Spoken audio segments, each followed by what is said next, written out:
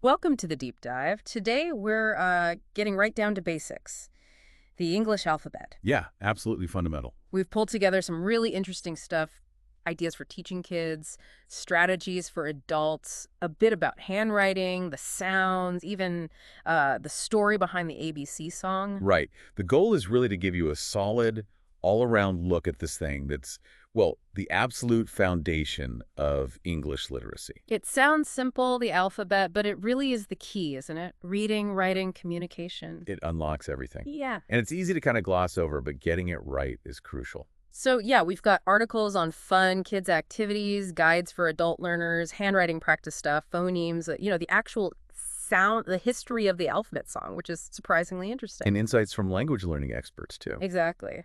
So, our mission really is to give you that full picture and maybe some useful strategies, whether you're learning yourself or, helping someone else out. Sounds good. Where should we start? Okay, let's kick off with something everyone knows or thinks they know. The alphabet song. It's everywhere, but there's actually more to it, right? Definitely. The alphabet song, or the ABCs. It's like the standard starting point for kids in English-speaking places. And the interesting bit, it uses the same tune as Twinkle, Twinkle, Little Star. And Ba Ba Black Sheep. Exactly. That simple, catchy melody just works. It gives a really easy way to learn the order of the letters. But it wasn't just like some folk tune that popped up. Someone actually copyrighted it. Yeah, way back in 1835, a Boston music publisher, Charles Bradley, and you won't believe the original title. Yeah. It was the ABC, a German air with variations for the flute with an easy accompaniment for the pianoforte. Wow, that's quite a mouthful. Very different. It is. An air just meant a simple tune back then. Yeah. But that title shows it was seen as this adaptable melody. And the fact that it spread so widely, even into other languages for their alphabets, just shows how much people needed a straightforward way to learn their letters. So it's not just about drilling the order. What else makes it so good for teaching? Well, one source we looked at really nailed it. It said the song's strength is how it introduces this basic stuff with, care and joy. It makes it a shared thing. Oh, right. That last line, now I know my ABCs, next time won't you sing with me? That really sums it up. It's about learning together, not just grinding through memorization. That's a really nice way to put it. Making that first step positive using music, it beats just chanting letters. Definitely. And that idea of making learning engaging, well, it really carries over when you look at teaching young kids. There are just tons of activities beyond just singing the song. Like that article you mentioned, 36 fun alphabet activities. Yeah. And what's cool is how many of them get the kids actively recalling things. They're not just sitting there listening. They're finding the letter, saying its name, its sound. 36, though. That's a lot. What are some examples? How do you make learning letters into playtime? Well, the most basic thing is just reading alphabet books together. Yeah. There are so many brilliant ones out there, visually really stimulating. Yeah, stories are always a winner with kids. What about more hands-on stuff? Okay, so alphabet hide and seek is a good one. You hide plastic letters in, like a bin of sand or rice. Oh, a sensory bin. Exactly. Kids love digging around in there. They find a letter, name it, say the sound. It's tactile, it's fun. I like that, combining touch and sound. Yeah. Or matching games. You could write uppercase and lowercase letters on dried beans and have them pair them up. Or use a muffin tin, put lowercase letters in the bottom of each cup, give them alphabet beads with uppercase letters, and they have to match. Good for fine motor skills, too. Right, so it's physical development as well, getting them moving. Is there anything like that? Oh, yeah. Movement's great. Give each kid a letter card, sing the ABCs, and have them physically line up in order. Really hammers home the sequence in an active way. And for kids who learn by doing, like writing. Alphabet tracing strips are good for practicing how the letters are formed.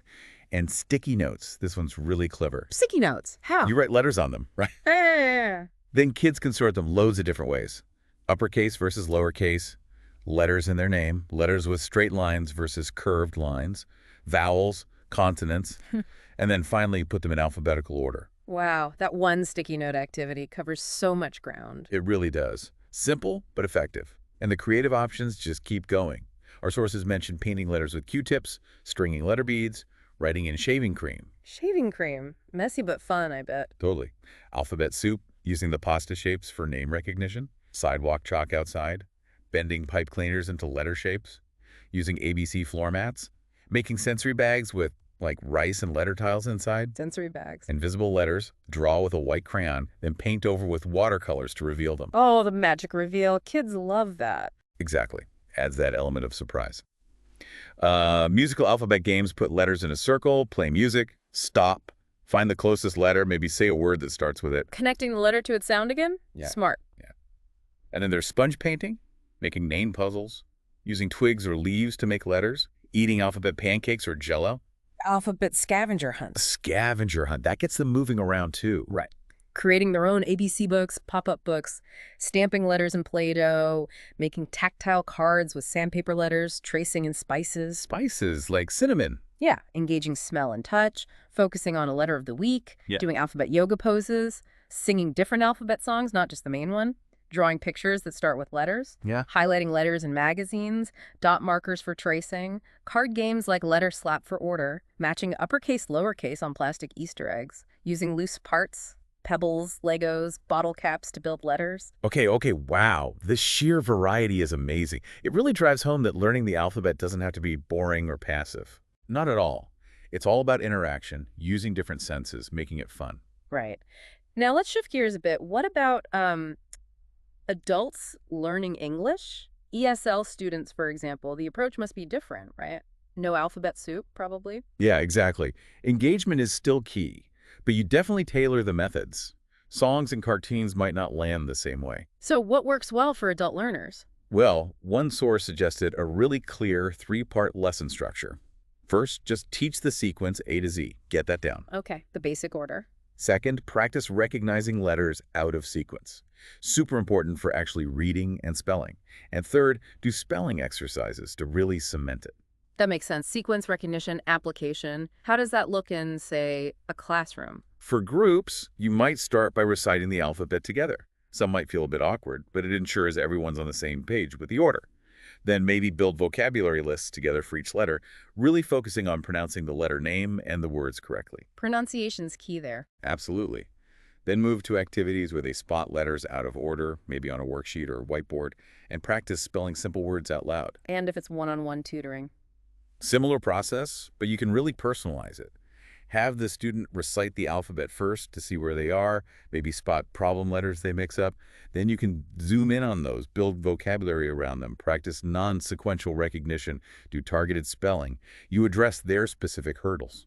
What about adults who pick it up fast? How do you keep them challenged if the basics feel, well, too basic? Good question.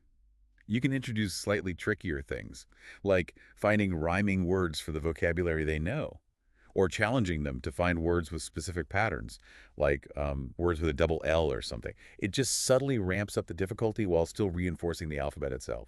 That's a neat way to differentiate. And patience is obviously important here, too. Hugely important, especially if their first language uses a totally different script.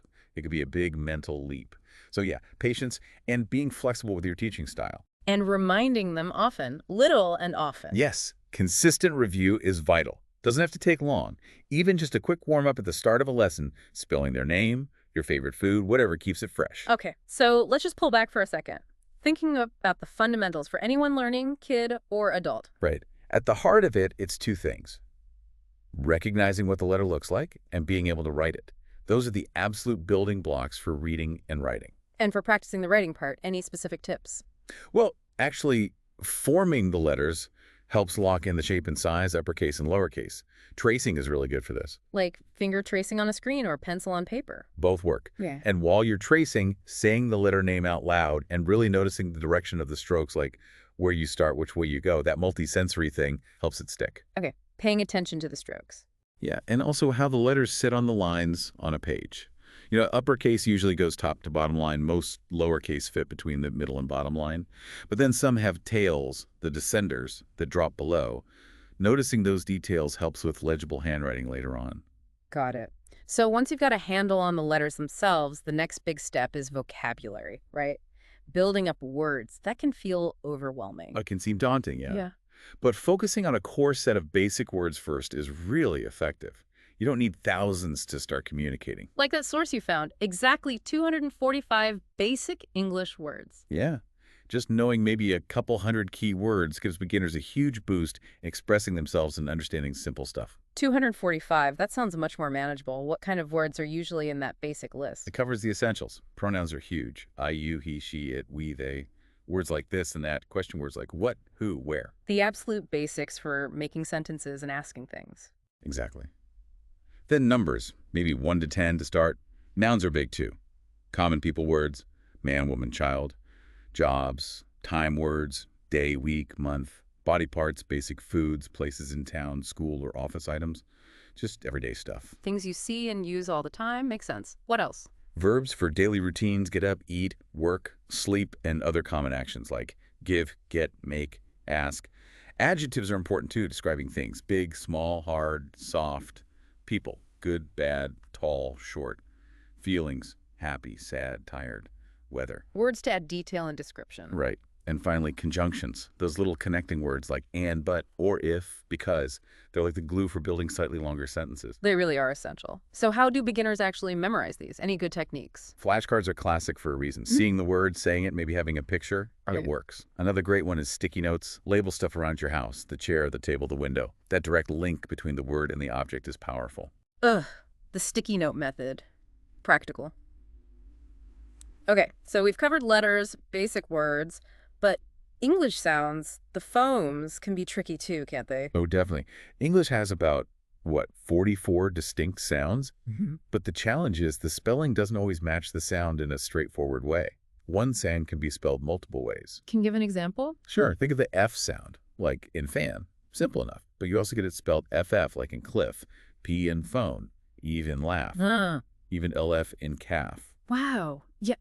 Okay, I see how that could trip learners up. Vowels are notoriously tricky too, right? Very. You've got long sounds, short sounds, and loads of different ways to spell them, like the A in cat versus the A in cake. Different sounds, different spellings often involved. And some letters or letter pairs just do weird things. Totally. Like the letter C can be a K sound like in cat or an S sound like in city.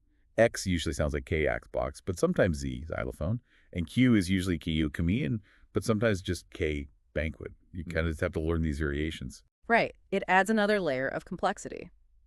Okay, lastly, we looked at some practical tips from a language expert, specifically for beginners, from a YouTube channel. Yeah, some really solid advice there. One big recommendation was using labels at home, like we mentioned with the sticky notes.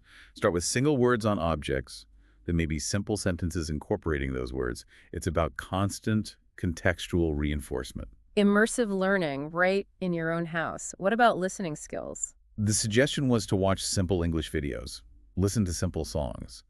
And it's okay to use subtitles or lyrics at first. The key is finding stuff where you understand maybe like 70%.